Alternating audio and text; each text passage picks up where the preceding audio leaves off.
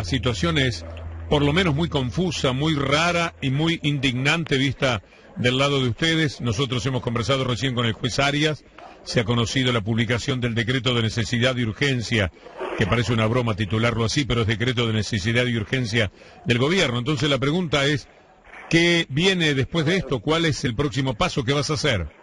A ver, nosotros entendemos que una vez más están haciendo un decreto absolutamente ilegal. En este caso, además, hay una desobediencia a una orden judicial. Yo no escuché al doctor Arias lo que ha dicho hoy, se habló en el programa de ustedes, no sé qué es lo que ha expresado, pero a nuestro entender hay una desobediencia clara a una orden judicial también que planteaba una medida precautelar que le pedía que se abstengan de tomar resoluciones que alteren la ley de servicio de comunicación audiovisual, y acaban de eliminar la ley de servicio de comunicación audiovisual, acaban de también eliminar las TIC, en el sentido de que fusionan y arman un nuevo organismo, pero además que va contra la esencia clara del perfil antimonopólico de la ley de servicio de comunicación audiovisual. Es claramente la única necesidad de urgencia que puede haber, es la necesidad de urgencia, como lo hemos dicho, de responder a los intereses de Manieto y del Grupo Clarín, es la necesidad de urgencia de arrodillarse ante Manieto y Clarín, es la necesidad de urgencia de pagarle los favores que le han hecho en la campaña, y es la necesidad de urgencia de tener un blindaje mediático para las políticas antipopulares que han puesto en marcha. Es la necesidad de urgencia de los grupos concentrados, la necesidad de urgencia de las corporaciones, es la necesidad de urgencia de los poderosos, con la complicidad de los sectores políticos que representan esos intereses de los poderosos, y la complicidad también en muchas oportunidades de una parte del Poder Judicial que, como lo hemos dicho muchas veces, está colonizado por esos intereses corporativos, o le teme a sus prácticas extorsivas, o tienen cosas para esconder y tienen miedo que Manieto la ponga en la tapa de los diarios. Pero es realmente indignante lo que está pasando. Me parece, por un lado, de desobediencia a una orden judicial, un decreto que tiene estas características que estoy describiendo, y después, por supuesto, que el contenido que modifica, y no lo podrían hacer, modifica el espíritu de la ley, que fue discutido durante 30 años por organizaciones populares, democráticas, con foros en todo el país, organizaciones gremiales, culturales, académicas, políticas, sociales, la coalición para la radiodifusión democrática, los 21 puntos debatiéndose en todo el país, fue debatido en el Parlamento Nacional, una de las leyes más debatidas, fue aprobado por amplia mayoría con oficialistas y opositores, fue debatido en la propia Corte, en audiencia pública, antes que la Suprema Corte de Justicia declare la constitucionalidad de punta a punta de cada uno de sus artículos. Bueno, esta es la ley que por decreto de necesidad de urgencia, cuando insisto no hay ninguna necesidad ni urgencia, excepto los intereses de los poderosos, que lo explique, pero esos intereses de los poderosos no pueden poner en tensión las instituciones, las leyes, la Constitución, la división de poderes. Es evidente que la voracidad de los intereses económicos está por encima de cualquier tipo de preocupación sobre la calidad institucional que ellos dijeron tener, y que evidentemente no les importa nada, les importa cero la calidad de la democracia, la calidad de las instituciones, les importa cero la división de poderes. Pero digo, todo esto para tener algo que, si lo querían modificar, tenían que ir al Parlamento, y yo creo que siguen teniendo que ir al Parlamento porque este decreto es ilegal. Ahora, la modificación demuestra claramente el sentido de todo esto. La modificación, entre otras cosas, lo que pude leer del decreto rápidamente, lo que hace, por ejemplo, es que las licencias ahora se pueden vender, cosa que antes no se podía hacer, solamente se podía hacer después de 5 años, se podía vender el 49%, porque la esencia es que las licencias, porque las frecuencias son del Estado, porque la comunicación es un servicio público que el Estado tiene que garantizar, y la frecuencia es un bien público, es del Estado. En este caso la pueden transferir, cambiando el espíritu, y se pueden prorrogar las licencias, y no dice límite. Por lo tanto, si se pueden vender como cualquier otro producto en el mercado, si las prórrogas van a ser sin límite, más allá de lo que se diga en el texto de la ley, en definitiva en la práctica la propiedad del Estado sobre las frecuencias desaparece de hecho. Martín. Sí. Sebastián Lacunza, que es muy entendido en estos temas, acaba de poner en Twitter una parte de lo que vos decís, pero pone más todavía. Dice, vuelve el reloj a cero y los actuales licenciatarios tienen derecho a 10 años más 5 de gracia, más 10 probables. 2041 llegan. Todas las licencias otorgadas bajo la ley 26.522 podrán requerir renovación por 10 años a partir de la vigencia del nuevo decreto. El cable pasa a ser licencia única nacional sin límite de ciudades. Para brindar servicio donde existe operador, ENACOM debe autorizar límites. 15 licencias de radio y televisión en la nación, 4 en una misma ciudad. ENACOM límite un servicio satelital, excluye cualquier otro de radiodifusión. Alivio para DirecTV y Clarín, o Telefónica deja Telefe, obliga a Cablevisión, Telefónica y Telecom a ceder postes y ductos a precios de mercado, congela la participación de Telefónica y Telecom en el negocio del cable hasta el 1 de enero de 2018, ventana hasta a 2018, creo que no corre para televisión por satélite, que es lo que le interesa a Telefónica, dice Sebastián Lacunza, congela la participación de Telefónica y Telecom en el negocio del cable hasta el 1 de enero de 2018, de 7 representantes del ENACOM, el gobierno se reserva 5 sillas, 4 para el Poder Ejecutivo y 1 por el bloque del Congreso Diversidad.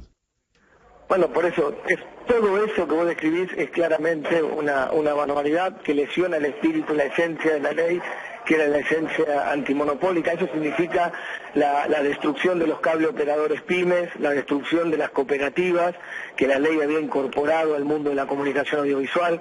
El cable, por ejemplo, al ser una licencia única en todo el país, no tiene más límites. La ley establecía 24 licencias de cable y ahora pueden tener todas las que quieran en todo el país, como vos lo describís. Bueno, por eso digo, es todo una barbaridad, es un retroceso absoluto. No hay ninguna duda que es el gobierno claro de las empresas, de los poderosos, de los grupos concentrados, sabiendo además que esto viola todos los estándares de libertad de expresión del mundo, donde dicen que si no se regula el mundo de la comunicación y no se pone un límite a la voracidad de las empresas, eso lesiona la libertad de expresión, lesiona la pluralidad, lesiona la diversidad. Por lo tanto, realmente es una agresión brutal a la democracia y es volver a la Argentina para atrás, es retroceder, es volver a una situación, en este caso, después de esta ley, después de este decreto, es volver a la situación anterior, después de muchos años de debate, de muchos años de esfuerzo.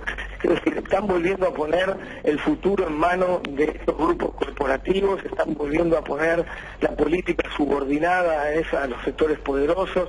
La verdad que es increíble, pero además es ilegal, porque si fueran al Parlamento y lo debaten y se aprueba eso, sería una barbaridad, estaríamos en contra, pero sería un debate que han ganado en el Parlamento Nacional y entonces sería otra situación donde estaríamos cuestionando lo que el Parlamento aprobó, pero lamentablemente si lo hubiesen aprobado es una ley que habría que acatar. Acá estamos hablando de una barbaridad, pero además absolutamente ilegal, inconstitucional, que también están desobedeciendo una orden judicial. Ahora, lo que está claro es que este es el gobierno de los poderosos, el gobierno de los grupos concentrados, y es el gobierno de Mañeto y Clarín, y acaban de expresarlo en este decreto brutal que lesiona además toda una historia de muchos años de construcción democrática de nuestro país.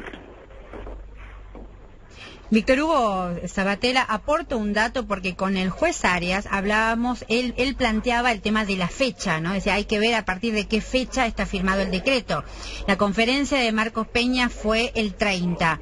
El 31 supuestamente salía el boletín y Peña dijo en su conferencia de prensa que estaba Macri en Villa Langostura, y aporto unos tuits de Graciana Peñafort, porque también podríamos estar ante la presencia de una situación de falsedad ideológica, porque si la fecha del decreto dice 29, o sea, en el boletín oficial, la fecha de este decreto 267 dice 29 de diciembre, o sea que fue firmado el 29 de diciembre y publicado hoy. Pero resulta que el 29 de diciembre Macri no estaba para la firma del decreto. Marcos Peñas dijo en su conferencia de prensa que Macri firmaría el decreto que se anunciaba y Macri estaba en Villa Langostura, es lo que está diciendo Graciana Peñafort en este momento.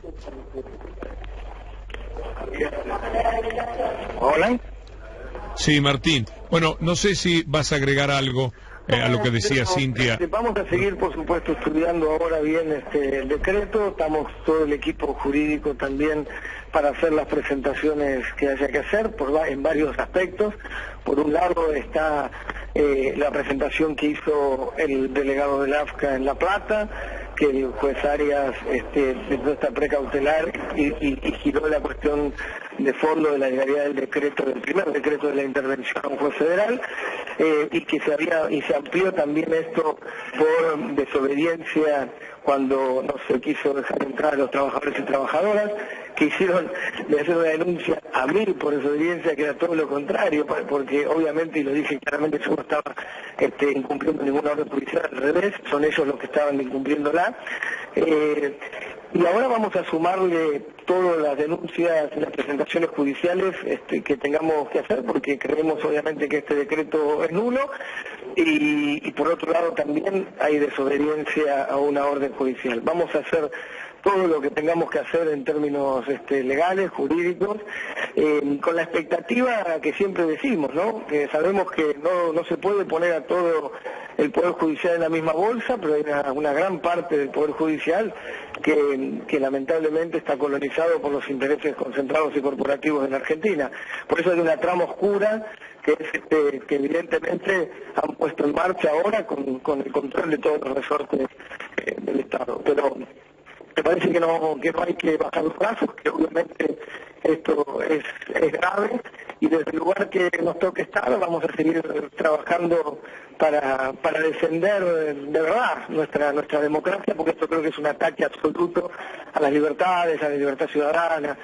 Sabemos las consecuencias que tiene la concentración mediática y los blindajes que producen para que nuestro pueblo no pueda expresarse. La ley garantizaba esto, garantiza que nuestro pueblo pueda tomar la palabra, pueda ocupar el centro de la escena pública, con su tradición, con su cultura, con su identidad, con su historia, de una profunda perspectiva federal en el conjunto de la patria. Bueno, quieren acabar con todo eso, y obviamente cada uno de nosotros desde el lugar que le toque estar, y también colectivamente, tenemos que hacer todo lo que podamos para que la Argentina no retroceda y que nuestra democracia no retroceda. Martín Sabatella, muchísimas gracias. Gracias a ustedes.